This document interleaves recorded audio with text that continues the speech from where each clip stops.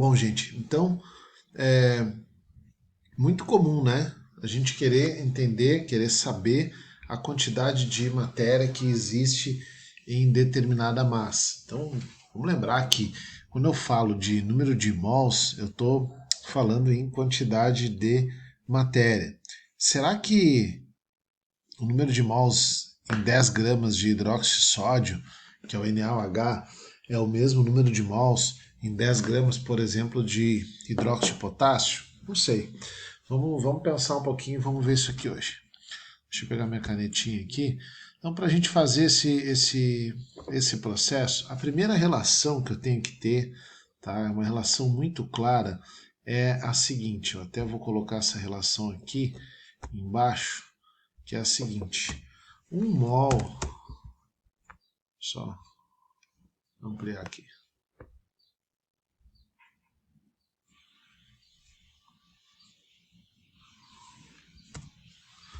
Tá? Um mol de qualquer coisa vai equivaler à massa molar de qualquer coisa, que vai equivaler a 6,02 vezes 10 elevado na 23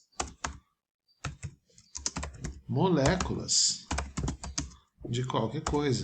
E vai ocupar um volume de 22,4 litros na CNTP, que é a condição normal de temperatura e pressão. Então eu preciso ter essa relação aqui sempre bem clara para mim, tá? Sempre bem clara para eu poder resolver os exercícios, para eu poder resolver esse tipo de questão, esse tipo de situação. Então, quantos mols existem em 10 gramas de hidróxido de sódio, que é o NaOH? Como é que eu vou fazer isso? Bom, ele está me dando aqui então uma massa, né, de hidróxido de sódio. Essa massa aqui eu vou ter que fazer uma relação dela. Eu sei que um mol de qualquer coisa equivale à massa molar, então eu posso entender que um mol de hidróxido de sódio equivale à massa molar do hidróxido de sódio. Tá?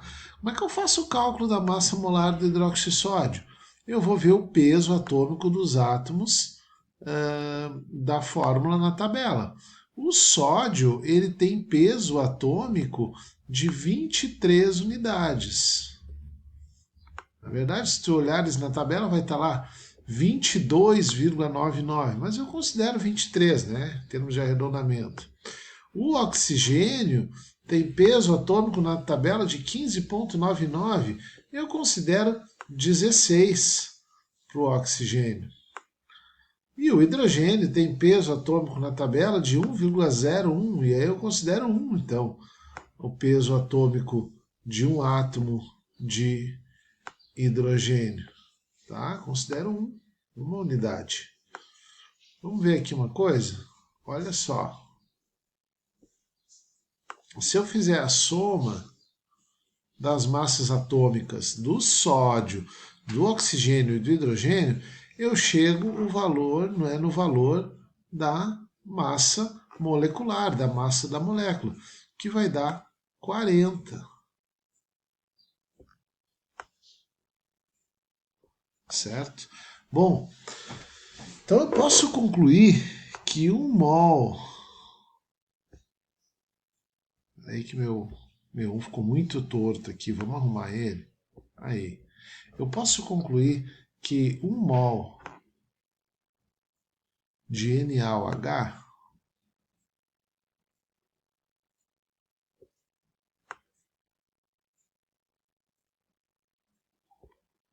vale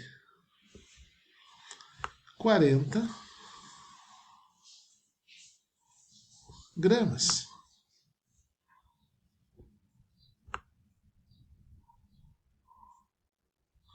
E a pergunta que o problema fez é quantos mols existem em 10 gramas? Então o que eu quero saber com isso aqui? Eu quero saber X, o número de mols, o X vai embaixo do mol, que é o que eu quero saber. Quantos mols vão existir, né? X mols vão existir em que quantidade de massa? Aquela que ele está dando no problema, né? Em 10 gramas.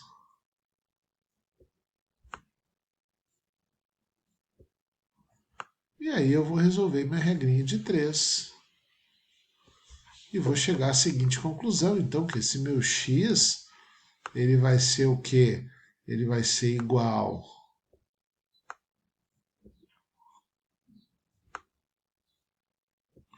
a 1 vezes 10, né? 1 vezes o 10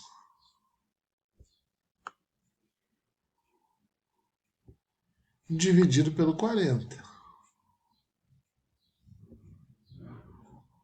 1 vezes 10 é a mesma coisa que 10. 10 dividido por 40 é a mesma coisa que 1 dividido por 4. Então, o resultado aqui, vou baixar mais um pouquinho a tela, o resultado aqui do meu x, ele vai ser, o meu x aqui, então, ele vai necessariamente valer 0,25, que é 10 dividido por 40, ou 1 dividido por 4.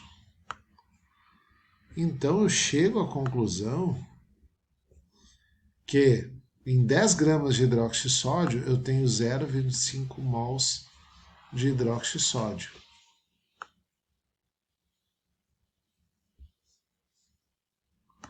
Por que eu estou chegando a essa conclusão, né? Porque eu fiz aqui o cálculo, né, baseado no contexto entre número de mols e massa. Quando ele quer saber quantos mols tem em determinada massa, a primeira coisa que eu faço é pegar a fórmula do elemento e calcular a sua massa molar. Foi o que eu fiz aqui. Massa molecular aqui do hidróxido de sódio. Vou na tabela, olho na tabela periódica a massa atômica de cada um dos elementos, multiplico pela quantidade de elementos. Aqui eu não multipliquei nada no sódio, nem nada no oxigênio, nem nada no hidrogênio, porque eu tenho um átomo de cada um. Se eu tivesse 2 ou 3, eu multiplicaria por 2 ou 3. Então eu só faço a soma aqui do peso atômico de cada átomo para ter o peso molecular, o peso total da molécula, desse conjunto de átomos, que é 40. Eu tenho essa máxima aqui, essa regra, que me diz que 1 mol de qualquer coisa equivale à massa molar de qualquer coisa. Então, 1 mol de hidróxido de sódio vai valer a massa molar, equivaler, né, à massa molar do hidróxido de sódio, que eu achei 40. Agora, se eu tiver 10 gramas, e aí eu vou colocar gramas embaixo de gramas, eu vou ter quantos mols? Vou botar mols embaixo de mols. Sempre cuida nessa montagem da regra de 3. Gramas embaixo de gramas, número de mols embaixo do número de mols. Então, se eu tenho em 40 gramas 1 mol, se eu tiver 10 gramas, quantos mols eu vou ter? Eu vou ter X. Resolvo a minha regra de 3, né? Multiplicando número com o número que está na diagonal, eu multiplico, 1 vezes 10 é 10. O número que está na diagonal com o x vai ser o que vai ficar aqui embaixo dividindo, que no caso é o 40. 1 vezes 10 dividido por 40 é 0,25. Chego à conclusão, então, facilmente, que o número de mols presente em 10 gramas de hidróxido de sódio é 0,25 mols, ok? Então, gente, para eu, por exemplo, agora fazer o cálculo aqui, né, o número de moléculas de CO2 existentes em 176 gramas desse gás. A minha velha máxima aqui, que eu não deixo de falar sempre, né, se eu tiver essa relação aqui bem fundamentada, fica bem fácil de eu resolver qualquer um desses problemas aí. Então, eu sei que, em termos de moléculas de qualquer tipo de matéria, eu vou ter uma equivalência de massa molar. Então, o que eu quero dizer com isso? Que a massa molar de qualquer tipo de matéria vai equivaler a 6,02 vezes 10 elevado na 23 moléculas. No exercício anterior, eu tinha ali a massa molar do hidróxido de sódio, era 40 gramas. Então, eu posso entender que em 40 gramas de hidróxido de sódio, eu tenho 6,02 vezes 10 na 23 moléculas de hidróxido de sódio.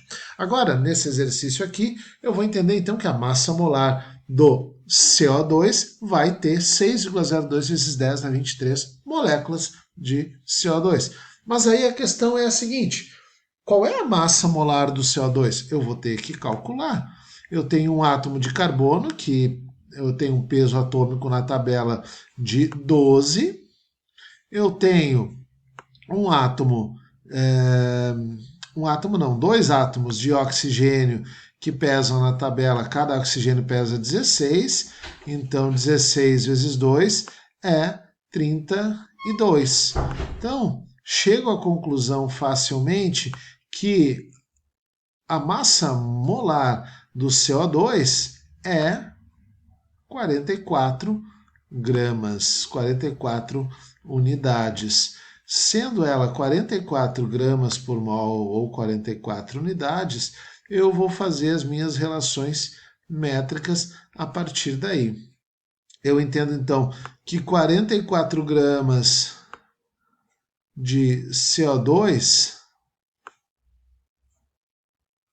terão, conforme a minha ideia aqui, né, a massa molar vai equivaler a isso aqui de moléculas. Então, 44 gramas de CO2 vai valer, né, 6, eu posso até esquecer o 0,2 aqui para fazer esse cálculo, eu posso arredondar, usar só o 6, 6 vezes 10 elevado na 23 moléculas.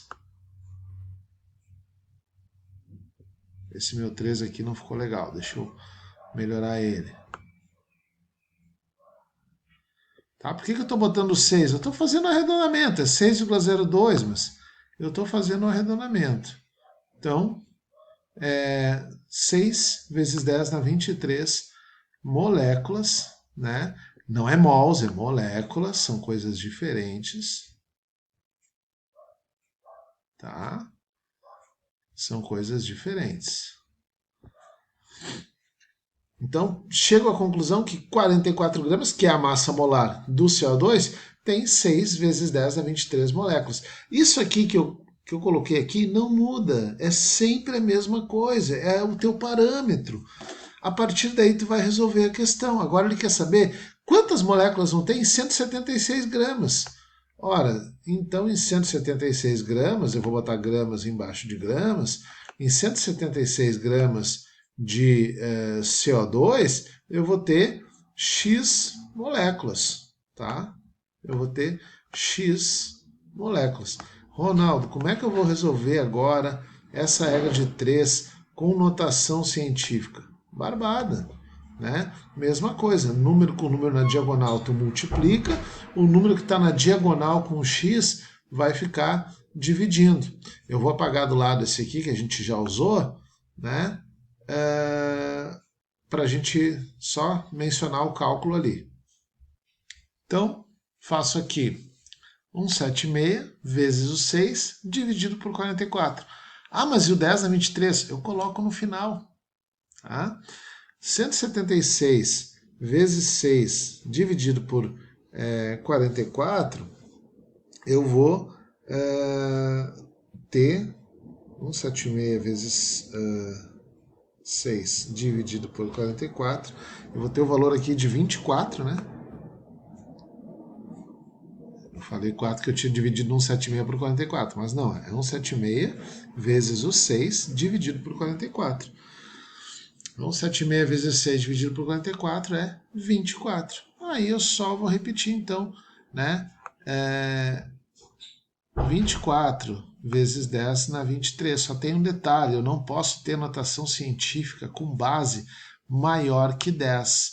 Então, já boto aqui 2,4 vezes 10 na 24. Essa vai ser a resposta do meu problema. Por que 10 na 24? Não era só repetir o 10 na 23?